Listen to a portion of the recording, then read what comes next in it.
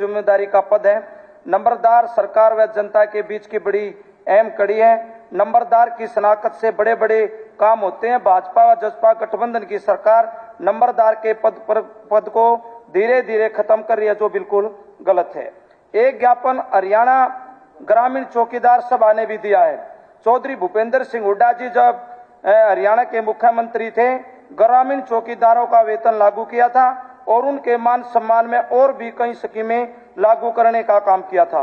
वर्तमान सरकार ग्रामीण चौकीदारों की लिखी हुई मांगों का मानने का काम करे, क्योंकि सरकार किसी के भी पास आधी रात को भी कोई सूचना देना चाहती है तो ग्रामीण चौकीदारों के माध्यम से देती है।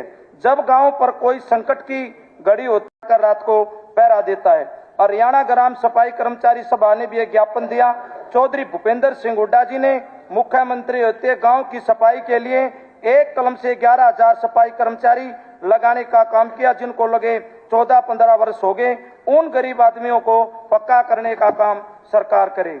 गांव में सरपंच जो बने हैं उन पर ई ट्रेंडिंग स्कीम जो आपने लागू की है, इससे समस्त हरियाणा के गांव का विकास रुका हुआ है। मैं खुद सरपंच रहा हूं। यह स्कीम गांव के विकास कार्यों में बड़ी बाधा है। स्पीकर साहब, मेरी आपके माध्यम से गठबंधन की सरकार से विनती है, इस स्कीम को खत्म कर दे।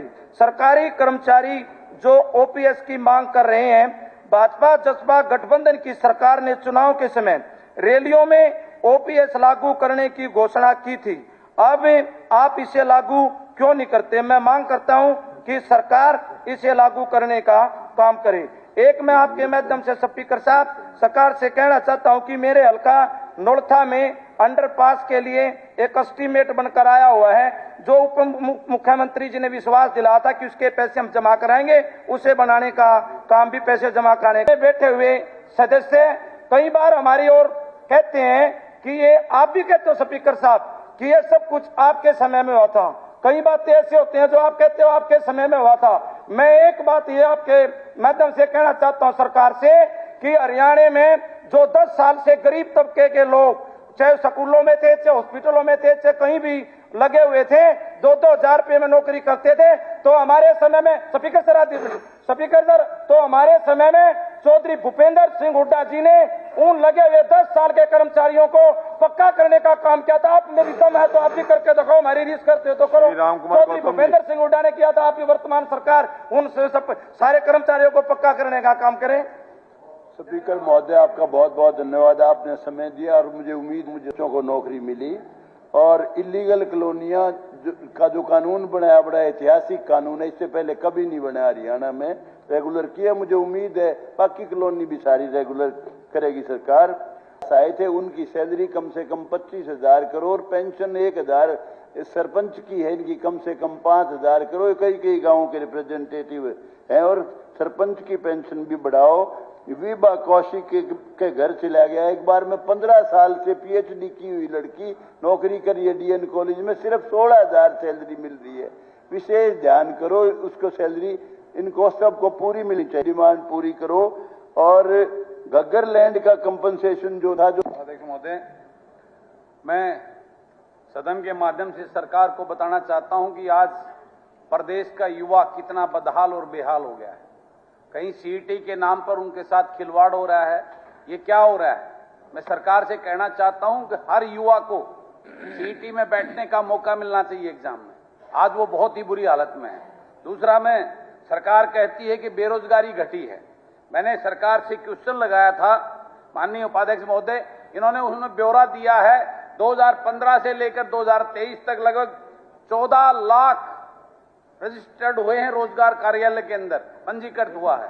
और पीछे देते 2-2 आंकड़े दे रखे, एक तरफ देते 5 लाख। तो बेरोजगारी जो नौकरी दी है 2015 से और अब तक, वो 97,000 जो एचएससी के थ्रू दी है।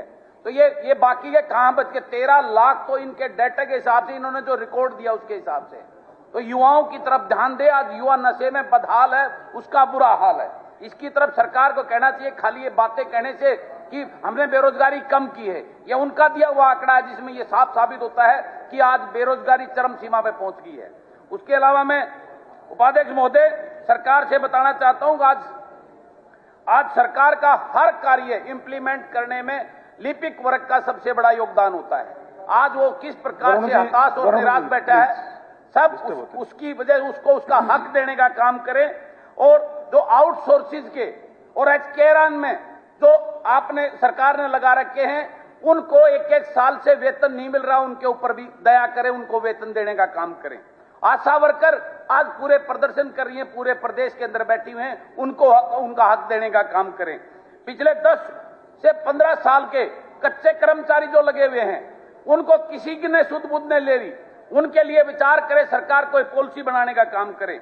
और मैं आपको बताना चाहता हूं, आईआईटी जो आईटीआई के अंदर इंस्ट्रक्टर लगे हुए थे पिछले 10 साल से, उनको तो हटाने का नोटिस दे दिया। जो 10 से 15 से उनके बेचारे और ओवर हो चुके, रोज उनका एज जा चुके, कहां जाएंगे। और नई जो भर्ती 2019 से पेंडिंग है, उनको आगे आप लगा नहीं रहे, उनके ऊपर आप विचार करें, ये मेरी सरकार से निवेदन है। और ग्राउंडमैन जो सरकार ने प्ले ग्राउंड गांव में स्टेडियम में लगाए थे, उनको 5-5 हजार में लगाए थे, वो भी तनख्वाह उनको 1.5 साल से नहीं जा रही। और डी ग्रुप के जो स्पोर्ट्स कोटे के बेचारे सेक्टर 5 में बैठे हैं, उनकी हालत बेहाल है, भूख हड़ताल पे बैठे, सरकार उनको करके उनको एम्प्लॉय देने का काम करे।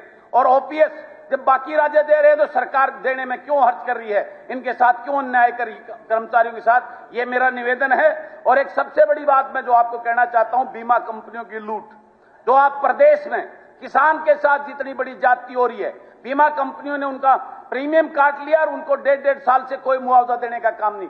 सरकार किसान